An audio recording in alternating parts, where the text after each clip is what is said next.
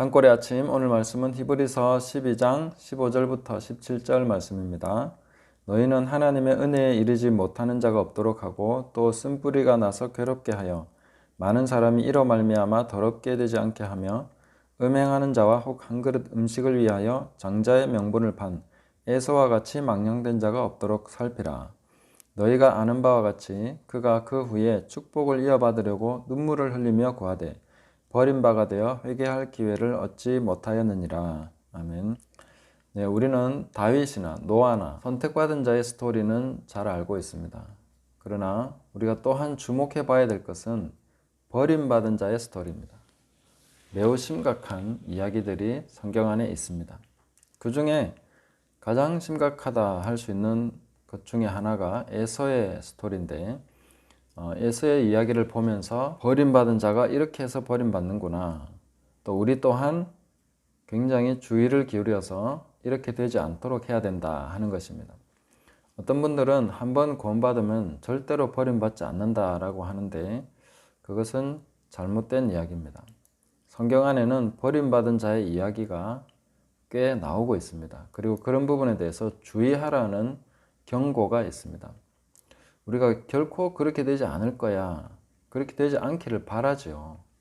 운전하면서 사고가 나기를 바라는 사람이 있겠습니까?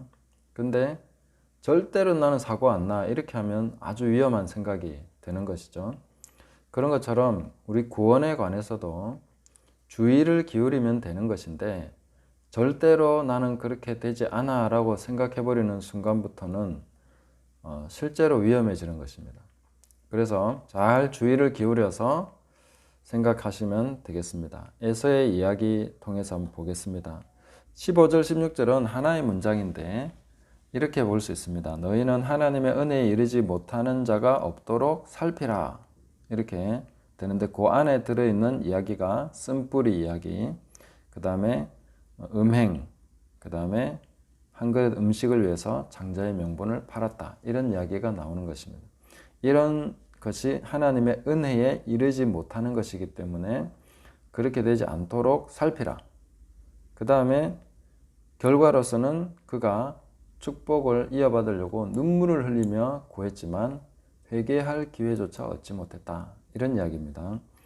그래서 회개할 기회를 얻지 못했다 하는 이런 상태까지 가지 않도록 살피라, 이렇게 말하고 있는 것입니다.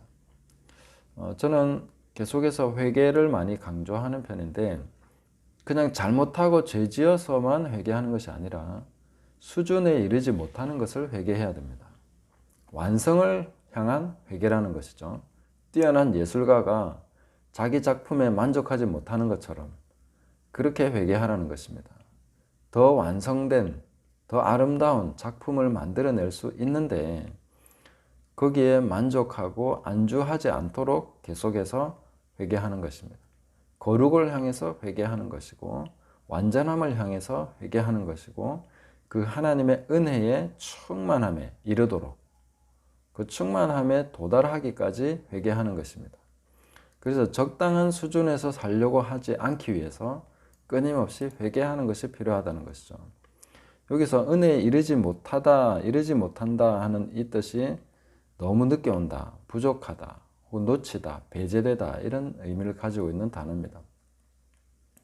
그래서 우리가 안주하면서 살아가다 보면 결국 쓴뿌리에 걸리게 되고 쓴뿌리에 걸리면 더러움을 입고 음행과 이 자기 장자 명분을 아주 가볍게 여기면서 팔아버리는, 별거 아닌 것에 넘겨버리는 이런 일이 일어날 수 있기 때문에 주의를 기울이라 하는 것입니다.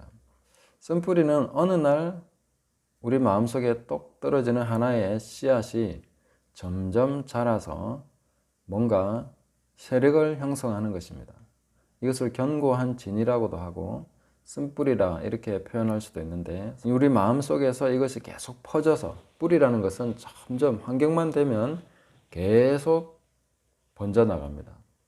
그렇게 번져나가다가 어느 시간이 되면 위로 뭔가를 확 올려버리죠. 이런 것입니다.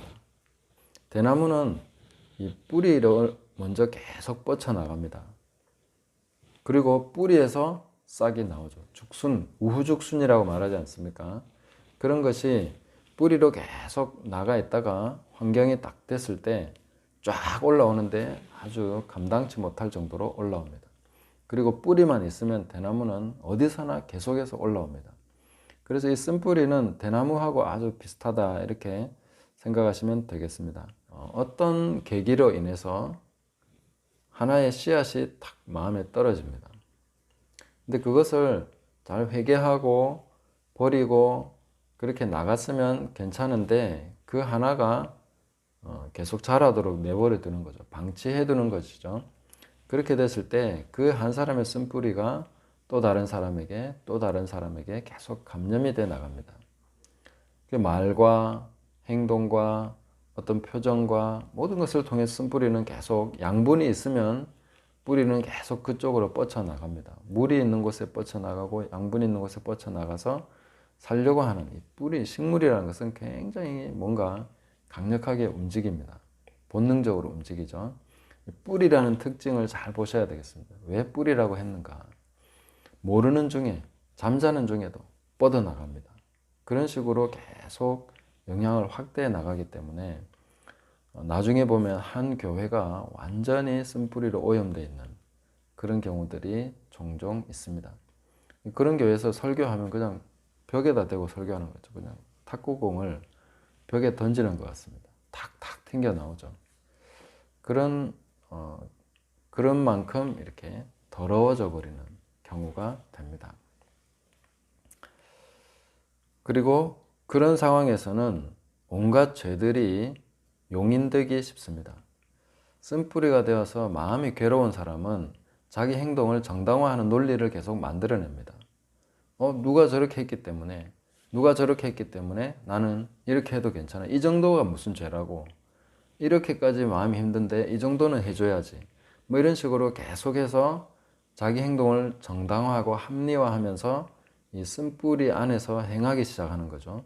그러면 굉장히 많은 사람들이 더러워지고 그런 것을 통해서 음행이 바로 하나님보다 다른 것을 통해서 만족을 얻는 것이죠.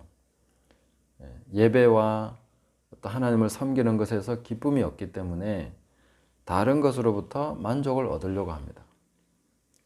그런 정도까지 오면은 자기가 가지고 있는 장자의 명분이라는 게 뭐 그렇게 대단해 보입니까?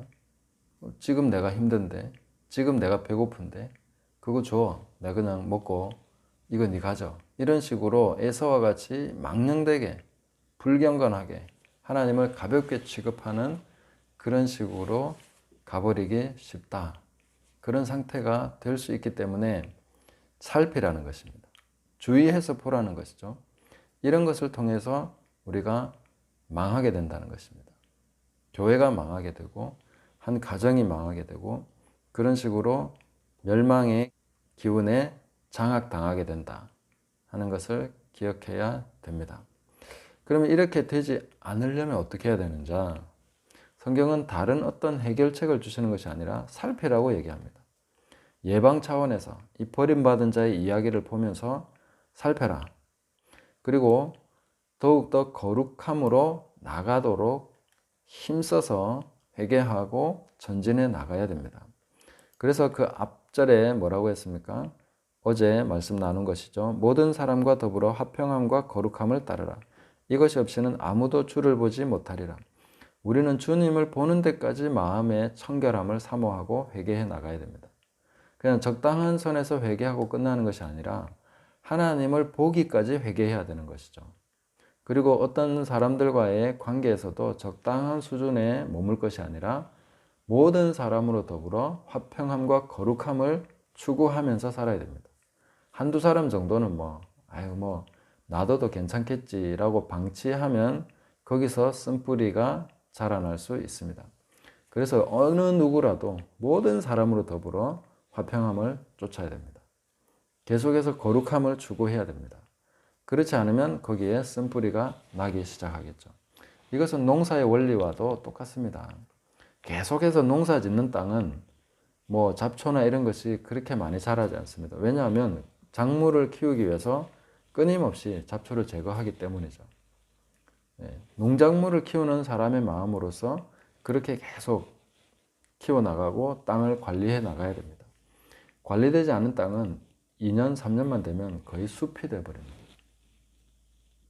그래서 이 쓴뿌리의 위력이 굉장하다는 것을 농촌에서 살아보면 실감하게 됩니다. 오늘 우리가 작은 부분에서 방치하고 있는 그런 것에서 굉장히 큰 것을 우리 잃어버릴 수 있다는 것을 기억하시면서 계속해서 화평함과 거룩함을 추구하면서 나가야 되겠습니다. 오늘 한 사람이라도 내 마음속에 떠오르는 사람 있다면 그 사람과 화평할 수 있도록 회개하고 그 사람과 화목할 수 있도록 하셔야 되겠습니다. 예물을 제단에 두고 가서 먼저 화목해야 됩니다. 하나라도 남김없이 다 갚지 않고는 결단코 거기서 나오지 못한다고 예수님이 말씀하셨습니다. 기억하시면서 우리는 대충 30배 정도에 머무르려고 하지 말고 60배로 나가야 됩니다. 60배에 머무르지 않고 100배로 나가도록 계속해서 기도하면서 나가야 됩니다.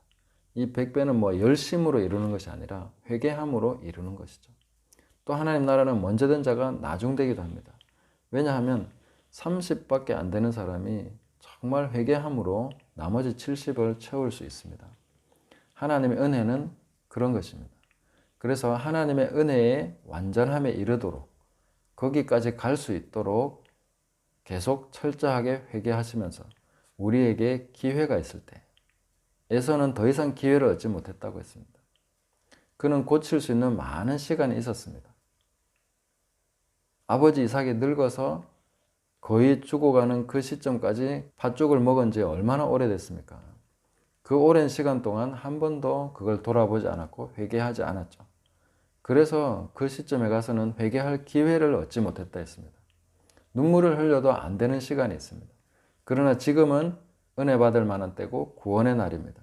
우리에게 주어진 시간 동안에 끊임없이 회개하시면서 완전을 향해서 거룩을 향해서 모든 사람과 더불어 화평함을 추구하는 그런 차원에서 끊임없이 회개하고 그 완전함을 붙드시기를, 그 은혜를 붙들고 나가시기를 예수님의 이름으로 축복합니다.